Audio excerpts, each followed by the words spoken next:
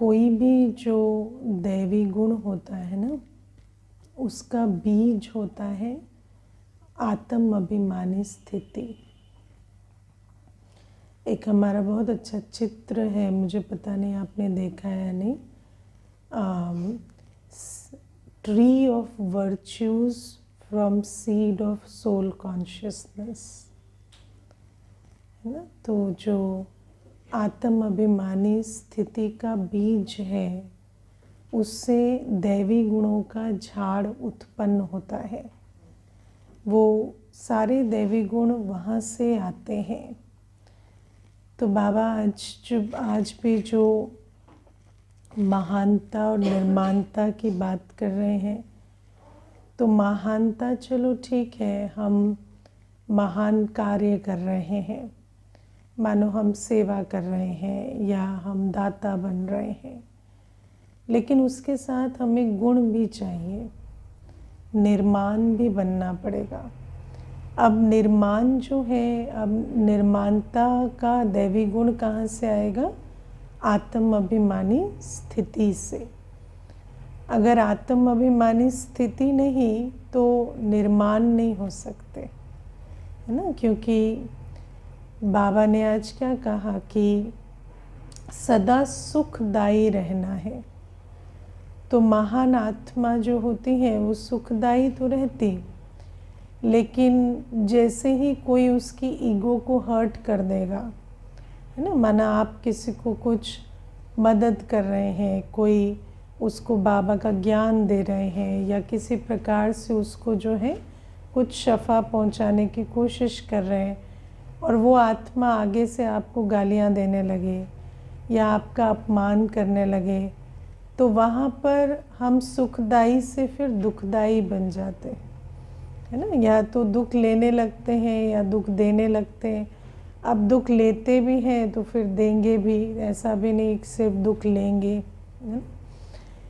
तो जो सदा सुखदायी है वो निर्माण रहे, लेकिन निर्माण माना आत्म अभिमानी स्थिति से ही निर्माण रह सकते हैं। मान अपमान के परे जाएंगे तब तो निर्माण रहेंगे ना। जब मुझे पता है कि मैं एक आत्मा हूँ, किसी के प्रशंसा करने से मेरी कोई वृद्धि नहीं हो जाएगी, या किसी की ग्लानि से या किसी की गाली देने से मेरा कुछ चला नहीं जाएगा। वो स्थिति कैसे आएगी? जब हमारे अंदर आत्म अभिमानी अवस्था होगी कि मैं आत्मा हूँ और मेरा बाप टीचर सतगुरु शिव बाबा है, मुझे जो भी कुछ मिलना है, मेरे टाइटल, मेरा सब कुछ बाबा से है। तो जब आत्मा को इतनी अवस्था पक्की हो आत्म अभिमानी स्थिति की, तभी तो कोई अगर आपको गाली भी दे रहा है तो आप उसे सुख दे सकते हैं।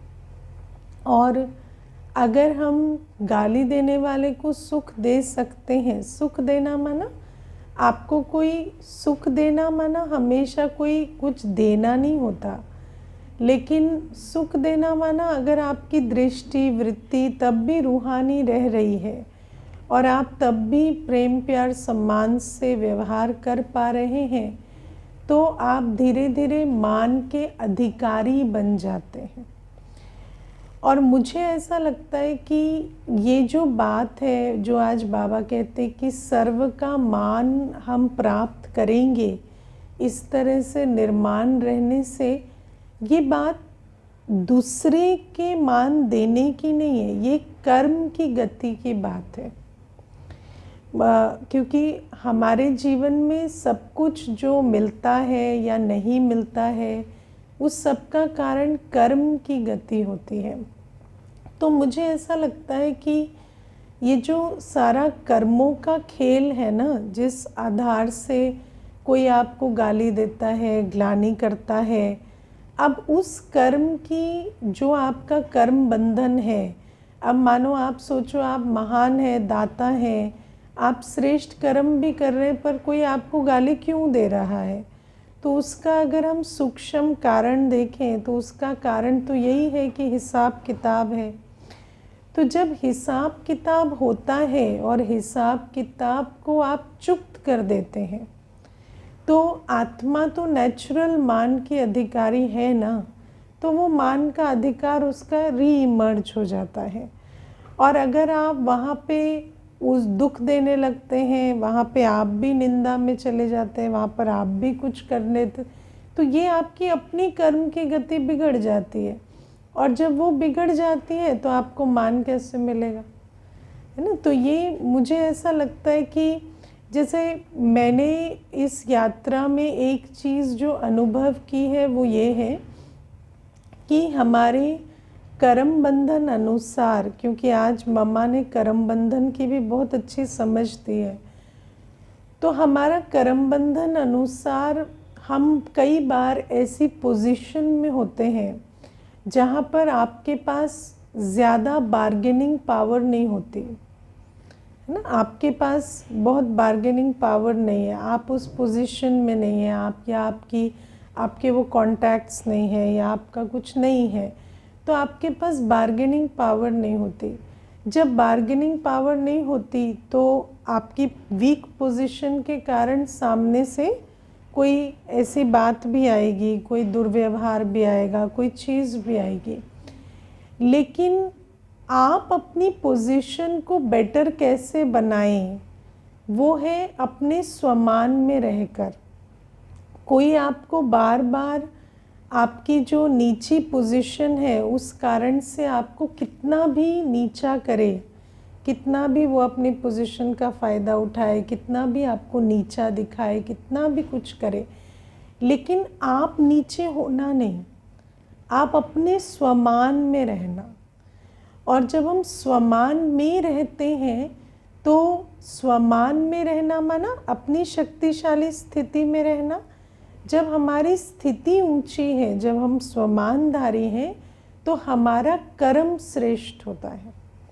जब हम स्वमानधारी हैं ना, तो हमारे बोल विपरीत नहीं निकलेंगे, हमारे कर्म विपरीत नहीं होंगे, हम किसी को दुख नहीं देंगे, हम दुख नहीं लेंगे। तो जब आप ये जो कर्म की गति है इसको ठीक रखते हैं, भले ही आपके पिछले कर्मों के आधार से आप अभी लो पोजीशन में, और लो पोजीशन के कारण आप कुछ एक प्रेशर भी सह रहे हैं, लेकिन उस प्रेशर के बावजूद यदि आप अपने स्वमान को रिटेन करते हैं, जो कि जितना आप बाबा की याद में रहेंगे, जितना आप मुरली पे ध्यान देंगे, जितना आप बाबा ने क्या कहा उसका मनन चिंतन करते रहेंगे, तो आप स्वमान में रहेंगे। आपको दूसरे की बात या कर्म से प्रभावित नहीं होंगे, आप अपने स्वमान में रह के कर्म करते रहेंगे। और ये जो कर्म की गति है ना, कि आप अपने स्वमान में रहकर अपना कर्म श्रेष्ठ करते रहो, बिगाड़ो मत, कोई रिएक्शन में नहीं आओ, किसी को दुख नहीं दो, ये करते करते आपकी पोजीशन बदल जाती है। मैंने ये देखा है कि आप सडनली बार्गेनिंग पावर में आ जाते हैं। जो कल आपको ऐसा लग रहा था कि मेरी तो पोजीशन इतनी वीक है कि मुझे कोई भी मार पीट के चला जाएगा, लेकिन धीरे धीरे आपकी जो वो पोजीशन है वो आप शिफ्ट कर लेते हैं ये स्वमान के आधार से। ये मेरा निजी अनुभव है। और इसीलिए कभी भी किसी परिस्थिति में, क्योंकि बाबा ने हमें आज मम्मा की वाणी के द्वारा बहुत अच्छा स्पष्टीकरण मिला कि हमारा ये जो अभी का जन्म है ये कर्म बंधन का जन्म है। हमारे पिछले कर्मों के बंधन के आधार से हम अभी ये जन्म और इस जन्म की शरीर की परिस्थितियाँ, कल भी बाबा ने देखो कर्म भोग पर इतना समझाया था कि जब 63 जन्मों के विकर्म हुए हैं तो कर्म भोग तो रहेगा। अब कर्म भोग चाहे शरीर के द्वारा आए, चाहे परिस्थितियों के द्वारा आए, चाहे संबंधों के जो कटु व्यवहार के द्वारा आए, किसी भी प्रकार से जब कर्म बंधन आता है तो हमें एक बात जो समझनी है वो ये है कि ये तो ठीक है, चलो हमने पास्ट में जो किया सो किया, अब हमें तो याद भी नहीं कि क्या किया, लेकिन आ रहा है तो ज़रूर कुछ किया है ना, तभी आ रहा है। तो चलो वो तो बात ठीक है कि वो पास्ट में किया, वो आ रहा है। लेकिन जब हमने पास्ट में विकर्म किए हैं तो उन विकर्मों के आधार से हमने संस्कार भी पतित बनाए हैं।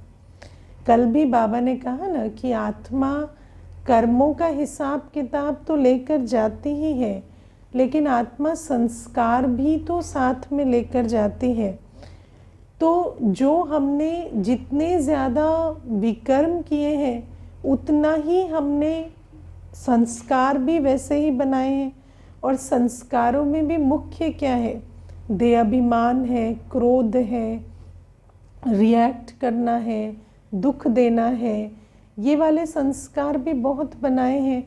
अब क्या है, बाबा हमें कहते कि ये जो विकर्म विनाश हो जाएंगे बाबा की याद से, तो वो कैसे होते हैं कि जितना भी आपके कर्म बंधन सामने आए, अब देखो हम लोग अभी तक क्या कर रहे थे, कर्म बंधन सामने आ रहे विपरीत परिस्थिति के रूप में, चाहे देह की अवस्था हो, चाहे संबंध की हो, चाहे कोई और सिचुएशन हो, लीगल हो, फाइनेंशियल हो। जितना वो कर्म बंधन सामने आ रहे थे उतना ही हम और क्रोध कर रहे थे, और भय में चल रहे हैं, और परेशान हो रहे हैं, और दुख दे रहे हैं, और रिएक्ट कर रहे हैं। तो हम कर्म बंधन से हम मुक्त क्यों नहीं हो पाते? क्योंकि हमारे अंदर ये जो संस्कार और कार्मिक अकाउंट का डेडली कॉम्बिनेशन है ना, तो हम जब कोई बात आती है तो किससे रिस्पॉन्ड करते हैं? अपने संस्कार से। और अपना संस्कार तो कर्म बंधन से छुड़ाने वाला नहीं है ना, वो तो और ही बढ़ाने वाला है। या मानो आप दुनिया में किसी की मनुष्य मत भी लेने जाएंगे, है ना, मानो आप किसी को कहेंगे ये तो मुझे उठते बैठते चलते फिरते गालियाँ देते हैं, तो कहेंगे जाओ इन पे केस कर दो, इनको तंग करो, इनको ऐसे करो, है ना, आप भी बोलो उसमें। लेकिन ये सब सल्यूशन से कभी कुछ हुआ नहीं। तो हम किसी मनुष्य मत पे चलें या अपने जो संस्कारवश रिस्पॉन्ड करें, दोनों में ही हम क्या कर रहे हैं, उस कर्म बंधन को इंटेंसिफाई करते जाते हैं। तो अब बाबा ने हमें कर्म बंधन के इस चक्र से मुक्त करने के लिए क्या सिखाया कि तुम्हारे जितनी भी कार्मिक अकाउंट है वो सामने तो आएंगे, उनको तो कोई रोक नहीं सकता। अब वो चाहे व्यवहार के रूप में आए, चाहे परिस्थिति के रूप में आए, बीमारी के रूप में आए, तुम बाबा की याद में रहकर बाप का संस्कार सो मेरा संस्कार, उस आधार से तुम रेस्पॉन्ड करो। हमेशा सोचो कि बाबा कैसे, देखो बाबा ने क्या नहीं देखा, ब्रह्मा बाबा ने भी तो शिव बाबा की याद में हर पेपर दिया ना, चाहे अपमान का पेपर हो, चाहे ग्लानि का पेपर हो, चाहे आर्थिक, है ना, बेगरी पार्ट का पेपर हो, बाबा ने हर पेपर दिया। तो बाबा कहते जैसे वो जो पेपर ब्रह्मा बाबा ने शिव बाबा की याद में जिस प्रकार से दिए, ऐसे तुम्हारे सामने भी जो भी बातें आती हैं तुम बाबा की याद में उस प्रकार से रिस्पॉन्ड करते चले जाओ। और धीरे धीरे धीरे धीरे जो मैंने आपको बोला ना, पोजीशन चेंज हो जाती है। वो जो आप नो चॉइस की पोजीशन में थे, या वो जो आप बिल्कुल आपकी हालत जो थी वो परिस्थिति या शरीर साथ नहीं दे रहा, या परिस्थिति साथ नहीं दे रही, या कोई भी आत्मा फेवर में नहीं आ रही, तो ये जो सिचुएशंस है ये सारे कर्म बंधन की है। तो लेकिन जितना हम अपने बाबा की याद से, जितना हम बाप का संस्कार सो अपना संस्कार बनाकर स्वमानधारी होकर चलते जाएंगे, गुण स्वरूप होकर रिस्पॉन्ड करेंगे, तो धीरे धीरे आपका कर्म बंधन चुक्त हो जाता है। माना आपकी पोजीशन भी चेंज हो जाती है ना। फिर वो जो आपके पास जो पहले चॉइस नहीं थी फिर रहती है ना, लेकिन उसके लिए आपको उसको चुक्त तो करना पड़ता है। और फिर जो मम्मा आज कहते कि जब हम सतयुग में जाएंगे तो हमारे पास कुछ भी अनफेवरेबल नहीं होगा। ना शरीर, ना संबंध, ना कोई सिचुएशन, ना धन की समस्या। क्यों? हम इस समय सारा कर्म बंधन चुक्त करके जाएंगे, लेकिन चुक्त करने के लिए आपको बहुत क्या चाहिए, है ना, बहुत करेंसी चाहिए, कार्मिक करेंसी। अगर हम कार्मिक करेंसी हमारे पास इतनी नहीं है, बाबा की याद नहीं है, या सेवा का बल नहीं है, पुण्य का खाता नहीं है, तो हम ये सारा डेट सेटलमेंट करेंगे कैसे? अब दुनिया में क्या होता है कि कोई बात आई, आपने उसको किसी आड़े टेढ़े तरीके से सॉल्व कर दिया, है ना। कई बार होता है ना कि आपने कोई पावर यूज़ कर ली, कोई पोजीशन लगा ली। अब क्या होता, उस समय टेम्पररी सल्यूशन तो हो जाता है, आपने 2 फ़ोन घुमाए, वो काम हो गया, किसी ने मदद कर दी, लेकिन उसका परमानेंट सल्यूशन नहीं होता। वो बात फिर कुछ समय के बाद उससे भी बड़ी विकराल रूप में आ जाती।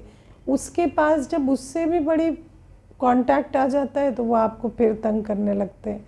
तो इसीलिए बाबा कहते हैं ये जो गुण स्वरूप, ज्ञान स्वरूप होके सल्यूशन निकालना, जहाँ पर आप ईगो का खेल नहीं खेल रहे, निर्माण बन के चल रहे हैं। निर्माण बनना माना ये नहीं होता कि कोई एक गाल पे मारे तो दूसरे गाल आगे कर दो, वो नहीं होता।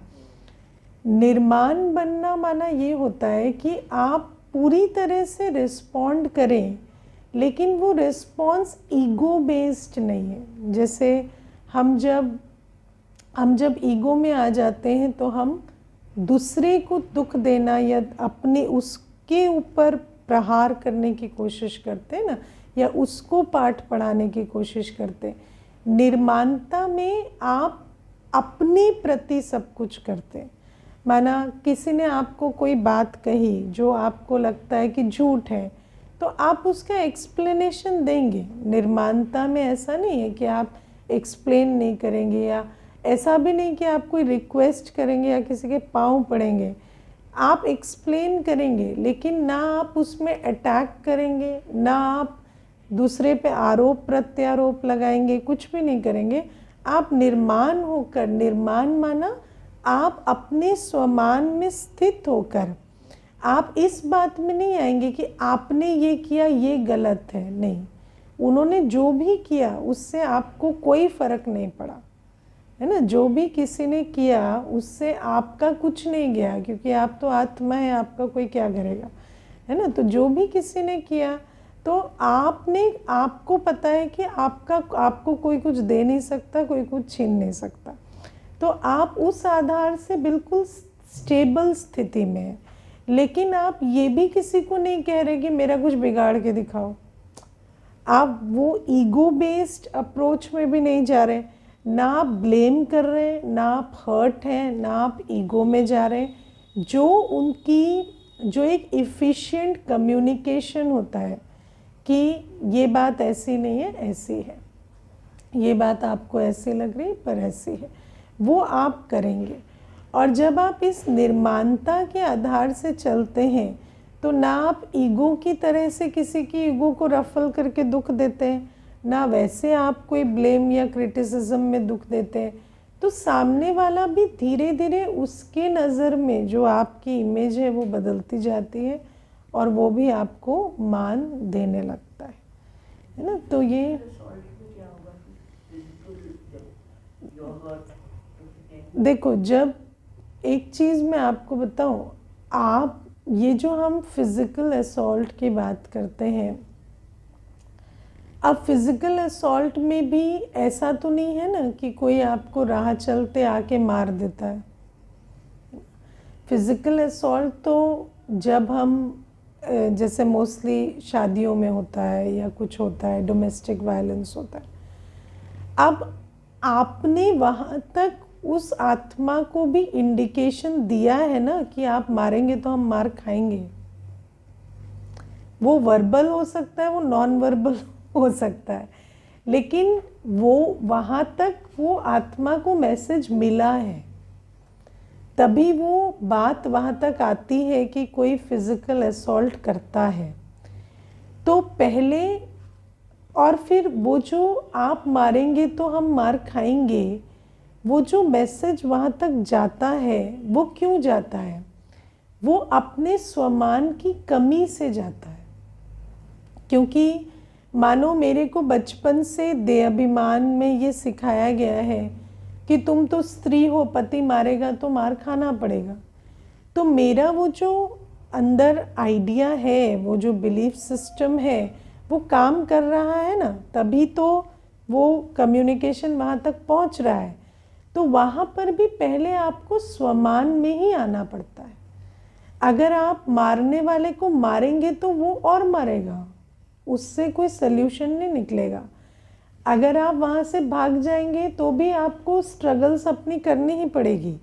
लेकिन जो मेन चीज़ है कि जब तक हमारे अंदर स्वमान नहीं है कि मुझे मेरी मर्जी के खिलाफ कोई शरीर पे मार नहीं सकता।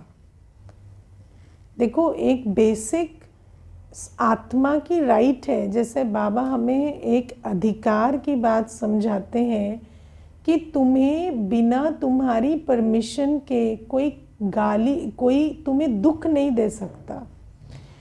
तो कोई तुम्हें बिना परमिशन के शरीर को मार नहीं सकता। ये हमें बुद्धि में समझ में आया है, या मुझे लगता है कि नहीं, ये तो मार सकते हैं। अगर मैंने वो परमिशन मेंटली किसी को दे रखी है तो वो मारेगा। तो पहले तो आप स्वमान में आए ना कि मुझे नहीं मार सकता कोई। देखो, हम 10 बार सामने वाले को कह रहे हैं आप मुझे नहीं मार सकते, लेकिन वो फिर भी मार रहा है क्योंकि हमारी बॉडी लैंग्वेज में है कि मार सकते हैं। तो ये भी स्वमान की सब्जेक्ट है। पहले आपको ये समझना पड़ेगा कि कोई भी आत्मा मुझ पर हाथ नहीं उठा सकती। और वो जब आपकी बॉडी लैंग्वेज में होगा ना, तो वहाँ पर आपको फिर निर्माण होकर भी, जो मैंने आपको कहा ना, आपको ये नहीं कहना पड़ेगा कि तुम कौन हो, तुम कैसे मार सकते हो। नहीं, आपको ये कहना पड़ेगा आप नहीं मार सकते और हम मार नहीं खाएंगे।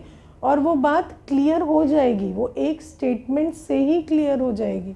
मैं आपको यहाँ तक बताती हूँ कि आत्मा अगर स्वमान में है ना, तो कहने की भी नौबत नहीं आएगी, वो कम्युनिकेट हो जाता है। मैंने कई बार ये बात सुनाई है।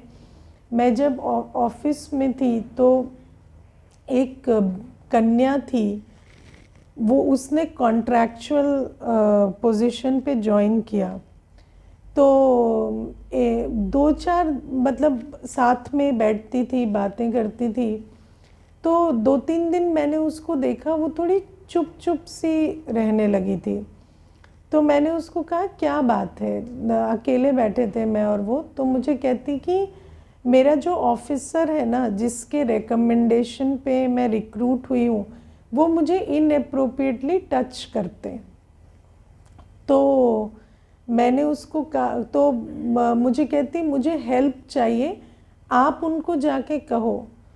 तो मैंने कहा मेरे को जाके कहने की ज़रूरत नहीं है। जब वो ऐसा करते हैं तुम शोर मचाओ, तुम ज़ोर से बोलो, वहाँ के सब लोग खड़े हो जाएंगे और वैसे ही उसको बोल देंगे। तो कहती नहीं, मैं अगर ऐसा करूँगी ना तो मेरी जॉब चली जाएगी। तो मैंने कहा तो ये बात तुम्हें पता है तो उससे नहीं पता क्या? उसे भी पता है, इसीलिए तो ये कर रहा है ना। तो पहले तो आप अपनी बुद्धि में अपने आप से पूछो, मानो जॉब चली जाएगी तो क्या हो जाएगा? जॉब चली जाएगी तो दूसरी मिल जाएगी। तो खैरात पे तो नौकरी नहीं कर रहे हो ना, काम कर रहे हो, पैसे ले रहे हो, तो काम दूसरी जगह करोगे, क्या प्रॉब्लम है? तो कहती नहीं, मैं तो बहुत अभी परेशानी में थी, 6 महीने से जॉब ढूंढ रही थी, ये मुश्किल से मिली है। तो मैंने कहा तो ये जो आपकी अवस्था है ना, he has red into it. अभी मेरे कहने से या किसी के कहने से ये चीज़ नहीं रुकेगी। जब आपके अंदर बुद्धि में आएगा ना कि आप बिना जॉब जाए तो जाए, आप ये नहीं सहेंगे, तब ये आएगा। फिर मैंने उसका कोर्स कराया, 1-2 दिन उसको सारे दिन समझाया बुझाया।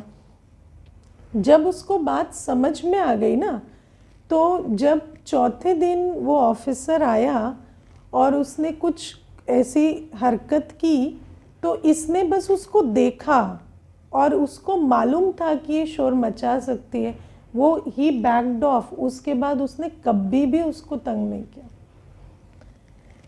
और उसके बाद से वो मुझे कहती कि पर मैडम वो तो अभी कुछ करता ही नहीं है, तो अब मैंने कहा वो नहीं करेगा, वो प्रॉब्लम वहीं पे है। इसीलिए ये जो हम कहते हैं ना कि स्वमान, और हमें लगता है कि निर्माण होना ऑप्शन नहीं है, लेकिन जब हमारे अंदर स्वमान है, हमारे अंदर आत्मिक बल है, तो हमें निर्माणता के अलावा किसी चीज़ की ज़रूरत नहीं पड़ती है। आप ये जो ज़ोर से चिल्लाते हैं, शोर मचाते हैं, किसी को गाली देते हैं, किसी को कुछ करते हैं, ये सब क्या है? ये सब ईगो बैंडेज है ना, क्योंकि अंदर हालत खस्ता है, तो हम सोचते हैं कि बाहर ज़ोर लगा के उनको रोक दें, लेकिन नहीं रुकेगा ऐसे, वो सिलसिला रुकेगा ही नहीं। इसीलिए चाहे वो फिज़िकल अब्यूज़ हो, चाहे कोई भी चीज़ हो, आप अपनी पोजीशन को चेंज करना चाहते हैं तो आपको पावरफुल बनना होगा, और वो स्वमान से आता है, बाबा की याद से आता है। इसीलिए बाबा कहते हैं कि ये जो कर्म बंधन है ना, ये वन वे चीज़ नहीं है कि बस कर्म बंधन है। उन कर्म बंधनों में जो सफरिंग हो रही है वो तुम्हारे संस्कारों के कारण है। और जितना हम बाबा की याद में रहेंगे, जितना हम अपने अंदर आत्मिक शक्ति भरेंगे, वो बदलेगा, और रेस्पॉन्स बदलेगा तो कर्म बंधन चुक्त होगा और सब चीज़ें सेटल होती चली जाएंगी। तो ये है। फिर आज प्यारे बाबा हमें कहते हैं कि ज्ञान सूर्य है, शिव बाबा है ना, और रात को दिन बनाने आते हैं। आप लोगों ने, मुझे नहीं पता वो चित्र देखा है कि नहीं, कोर्स की बुक में, जिसमें शिव बाबा आते हैं और प्रकाश फैलता है ना, तो शिव बाबा लाइट माइट फैला रहे हैं, और वो जो लाइट माइट से 5 भूत भाग रहे हैं, है ना, वो 5 भूतों का अंधियारा जो है वो ख़त्म हो रहा है। तो बहुत सुंदर चित्र है। तो बाबा हमें कहते कि, लेकिन मैं आज विचार कर रही थी, देखो दुनिया में भी जो स्थूल भी सूर्य आता है, तो आप सोचो सूर्य उदय तो हो जाता है 5 बजे के लगभग, है ना, लेकिन पूरा प्रकाश होने में, सीन बदलने में तो 2-3 घंटे तब भी लग जाते हैं। तो बाबा भी कहते हैं कि मैं जो हूँ, मैं सूर्य हूँ, सागर हूँ, मैं आता हूँ, और मेरा ज्ञान प्रकाश भी फैलता है, और है तो 1 सेकंड की बात। वैसे तो जब सूर्य प्रकट हो जाता तो फ़र्क तो बहुत उसी समय पड़ जाता है, लेकिन फिर बाबा कहते तुम्हारे जो पापों का बोझ है उसको ख़त्म होने में बहुत समय लगता है, क्योंकि वो जो इतनी जमी पड़ी जो बर्फ़ है वो सारी पिघले, जो सारा अंदर 63 जन्मों का जो रावण मत बैठी है, संस्कार है, वो सारे परिवर्तन होने में समय लगता है। और फिर बाबा कहते जब सारा परिवर्तन हो जाता है तो दिन आ जाता है, दैवी सृष्टि धरा पर आ जाती है। और फिर बाबा कहते यही ज्ञान मान सरोवर भी है जिसमें कि तुम डुबकी लगाकर परी बनते हो, है ना। तो ये भी प्यारे बाबा आज हमें समझाते हैं। और बाबा कहते तुम्हें आत्म अभिमानी बनना है ना। और तुम्हें बाबा कहते ये जो ज्ञान है ये बुद्धि के लिए खाना है ना। आज बाबा कहते बुद्धि के लिए भोजन है। देखो बुद्धि बल से ही हमें सब कुछ करना है, बुद्धि बल से ही हमें उड़ के भी जाना है ना। लेकिन वो बुद्धि उड़ेगी कैसे, चलेगी कैसे, जब खाना ही नहीं खाया होगा, है ना। तो बाबा कल भी कह रहे थे ना दूरादेशी बनो। तो बाबा कहते ये जो बुद्धि है इसको इन बातों में लगाओ।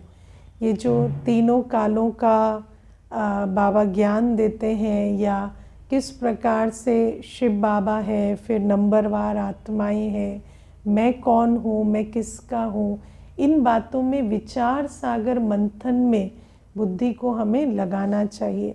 बुद्धि यूज़ करते भी हैं, क्योंकि दुनिया में तो बुद्धि यूज़ नहीं करते। दुनिया में तो बुद्धि जो है वो सुप्त पड़ी है। आजकल जैसे सब कुछ ऑटोमेटेड मोड में चलता है ना। मुझे एक बार एक बहन कहती थी, जब से मैं ज्ञान में आई हूँ ना, मेरा तो सोच सोच के सिर दुख जाता है, इतना सोचना पड़ता है ना। पहले तो सोचते ही नहीं थे किसी चीज़ में, बस आया और किया, बस ठीक है, ऐसे जीवन चल रही थी, है ना। अभी सोच सोच के ना, तो मैंने कहा ये जो बुद्धि है ना, अब बुद्धि क्या है, जंक लग गई है बुद्धि को। क्योंकि कोई भी मशीन बहुत समय यूज़ ना हो तो जैसे जंक लग जाती है ना, ऐसे हम तो बुद्धि लगा ही नहीं रहे थे, है ना। हम तो जैसे संस्कारवश संकल्प रचे, कर्म किया, बस वैसे ही चल रहे थे। अब आप सोचो, जब जंक लगी हुई मशीन को दोबारा चलाने लगते हैं तो कितनी तकलीफ़ होती है ना, उसमें बहुत दम लगाना पड़ता है। तो ऐसे बाबा कहते बुद्धि को चलाओ, है ना। अब जैसे बाबा कहते हैं ना, विचार सागर मंथन करो, तो हम विचार सागर मंथन कई युगों से हमने किया नहीं है। 2 युगों से तो हमने विचार सागर मंथन, या देखा जाए तो 4 युगों से हमने विचार सागर मंथन नहीं किया है। तो बैठकर विचार करना, मैं कौन हूँ, मेरा स्वरूप क्या है, शिव बाबा कैसा है, हम देवता कैसे थे। आज बाबा कहते कि विचार करो कि नई दुनिया और पुरानी दुनिया में कितना अंतर है। नई दुनिया कितनी सुंदर होती है, पुरानी दुनिया कैसी हो जाती है। फिर बाबा कहते कि अर्थक्वेक आदि आते हैं। अब आप सोचो, बाबा आज वो जो पॉइंट कहते हैं कि नई दुनिया थी, लेकिन नई दुनिया के कोई भी अवशेष अभी नहीं है, क्योंकि अर्थक्वेक आदि आती हैं तो नीचे चले जाते हैं। तो बाबा कहते ये सब चीज़ों पर दिमाग लगाओ, है ना, इन चीज़ों में विचार सागर मंथन करो। और बाबा कहते ये जो है ये भोजन है बुद्धि का, और जितना बुद्धि भोजन खाएगी उतना बुद्धि में ताकत आएगी, तो बुद्धि फिर उड़ेगी दौड़ेगी, सब कुछ करेगी। और बुद्धि उड़ेगी दौड़ेगी तब तो परमधाम जाएगी, घर जाएगी, नई दुनिया में आएगी, बाबा के पास बैठेगी।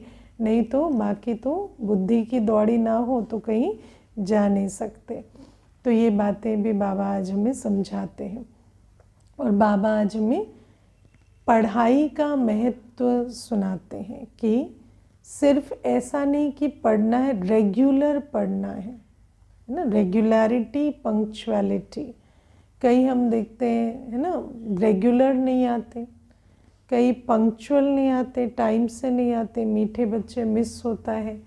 तो रेगुलर ना पढ़े, पंक्चुअल ना बैठे तो कई पॉइंट्स मिस हो जाते ना। हमें लगेगा कि हम पढ़ रहे हैं, लेकिन बाबा कहते मैं तुम्हें रोज़ गुह्य पॉइंट्स दे रहा हूँ, और वो मिस हो जाती हैं जब रेगुलर पढ़ाई नहीं होती, पंक्चुअल नहीं होती। और आप सोचो, पढ़ाई ही नहीं होगी तो योग का भी ज्ञान चाहिए, धारणा का भी चाहिए, सेवा का भी चाहिए।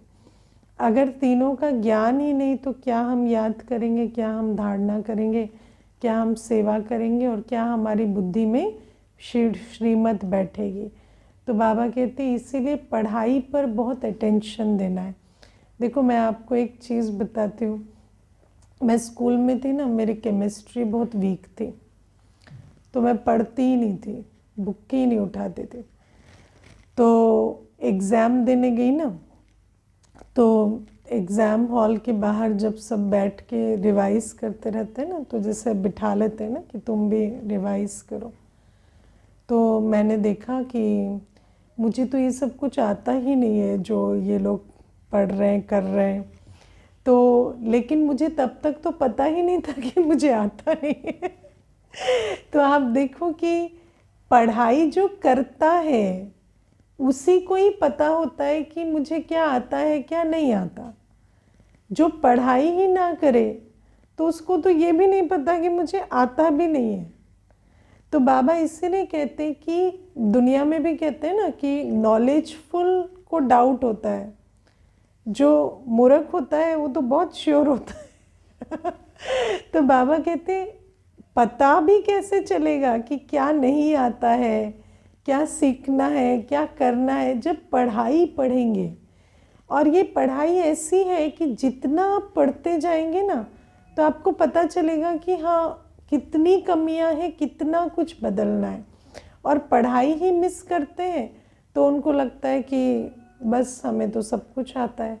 तो बाबा कहते हैं इसीलिए पढ़ाई पढ़ें, इसका हमें ओना होना चाहिए। और बाबा कहते दूसरे को भी अटेंशन दिलाना है। बाबा आज ये भी कहते कि ऐसे नहीं, कोई नहीं आता है तो उसको पूछो मत कि क्यों नहीं आते, या क्यों, क्या क्या बात है, क्यों मुरली मिस हो रही है। तो ये बातें भी आज बाबा हमें कहते हैं कि पढ़ाई पर अटेंशन भी देना है, दूसरे को भी पढ़ाना है। फिर बाबा कहते हैं अगर अच्छी पढ़ाई नहीं चल रही तो फिर पता चलता है कि स्कूल ठंडा है ना, तुम सो रहे हो। तो पढ़ाई पर जोर देते हैं बाबा।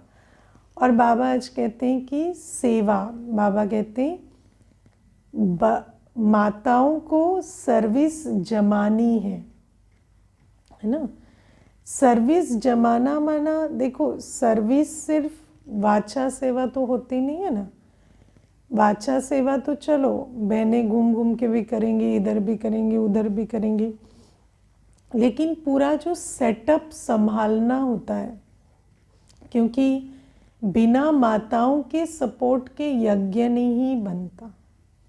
यज्ञ जो है वो माताओं ने ही खड़ा किया है और माताओं के आधार से ही सर्विस जमती है ना। तो जो पूरी व्यवस्था है वो माताएं संभालती हैं, तब तो बहनें जाके सेवाएं करती हैं या कुछ इधर उधर, है ना, क्योंकि 10 जगह पे सेवाओं पे जाना पड़ता है। तो बाबा कहते हैं माताओं को सर्विस जमानी है। अभी मैं आपको इसमें एक बात बताऊं, एक बार पहले भी बताया मैंने, मैं एक बार मेट्रो से जा रही थी तो ऑफिस तो साड़ी पहन के ही जाती थी ना, ड्रेस में ही जाती थी बाबा के। तो एक माता थी बूढ़ी सी, मेरे ख्याल 70 वर्ष से तो कम की क्या ही होगी, या उससे भी ज़्यादा ही होगी। तो वो देख के मुझे ना खड़ी हो गई, वो बैठी थी, मुझे कहती दीदी बैठो बैठो बैठो। तो मैंने कहा नहीं नहीं आप बैठो, अच्छा थोड़ी लगेगा कि आप खड़े हो जाओगे और मैं बैठे। नहीं नहीं आप ही बैठो, आप ही हमें तो यही बताया गया है दीदियों को बिठा देना है, खड़े होना है। तो वो खड़ी हो गई। फिर मैंने उसको कितना भी कहा तो उसने मुझे ऐसे मतलब ऐसे ना पुश करके बिठा दिया। फिर मैं बैठ गई। फिर मुझे कहती है हमने तो शुरू से यज्ञ संभाला, मैं तो प्रथम सेंटर में कमला नगर में थी और हम तो 6 बजे सारा घर का काम वाम करके भोजन वोजन बना के रख के और चले जाते थे 6 बजे सेंटर, क्योंकि बाबा की लाज भी रहनी चाहिए ना दीदी, कोई ऐसे ना कहे कि वहाँ जाते हैं तो ये काम नहीं करते या अपनी जिम्मेवारी नहीं संभालते। तो मैं तो 6 बजे चली जाती थी, 9 बजे आती थी, फिर 2 घंटे घर में सेवा करती थी, फिर जाती थी। ऐसे कर करके हम ही ने संभाला, हम ही ने सारा किया। तो वो अपना अनुभव सुनाती थी सारा, बहुत अच्छे से प्यार से। तो मैं आज मुरली भी सुन रही थी तो मैं विचार कर रही थी कि सच में यज्ञ तो माताएं ही संभालती हैं और सारा, क्योंकि अनुभवी भी होती हैं, सब कुछ होता है। तो चलो सेवाएं तो वाचा सेवा भले बहनें कर लेती हैं, लेकिन सर्विस जमानी है तो माताएं तो चाहिए ना। तो ये भी बाबा कहते हैं अच्छी माताएं हैं तो सर्विस जमती है। और फिर बाबा आज हमें कहते हैं कि उदासी को तलाक देना है तो खुशी का खजाना जमा रखो, है ना। अब खुश सुन तो लिया हमने स्लोगन, लेकिन खुशी का खजाना जमा कैसे करें? है इतना जमा कि उदासी को तलाक दे सके? खुशी का खजाना, अब जब उदासी आएगी तब ढूंढने जाएंगे क्या खुशी को, है ना। तो बाबा कहते हैं उदासी को तलाक दे दो, माना उदासी आए ही ना, उसके लिए हमें खुशी के खजाने पे अटेंशन देना है। अब खुशी का खजाना कैसे आता है? तो बाबा ने हमें सबसे इजी विधि क्या बताई? खुशी होती है पुण्य कर्मों से, है ना। चाहे वो बाबा की याद हो, चाहे सेवा हो, चाहे विचार सागर मंथन हो, आप देखना, जब आप मन बुद्धि को श्रीमत पर चलाते हैं तो आपको बहुत खुशी रहती है। या जब आप व्यर्थ नहीं, समर्थ में, समर्थ संकल्प, समर्थ बोल या सेवा के कर्म जिससे किसी को प्राप्ति होती है, वो जब करते हैं तो आपको खुशी होती है।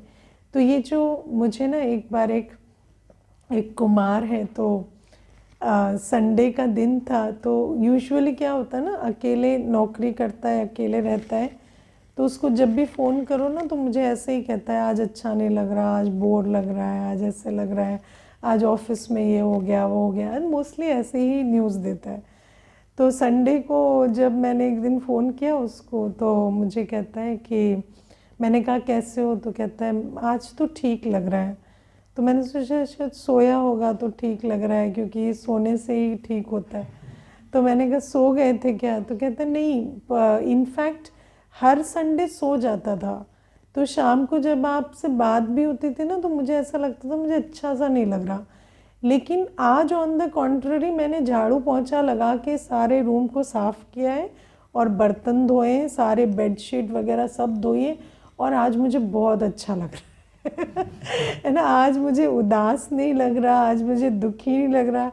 तो मैंने कहा ये तो मैं कब से कह रही हूँ आपको कि थोड़ा कुछ उठो, कुछ करो तो खुशी होगी। तो कहता हाँ कहते तो हो, लेकिन वो बात समझ नहीं आती थी।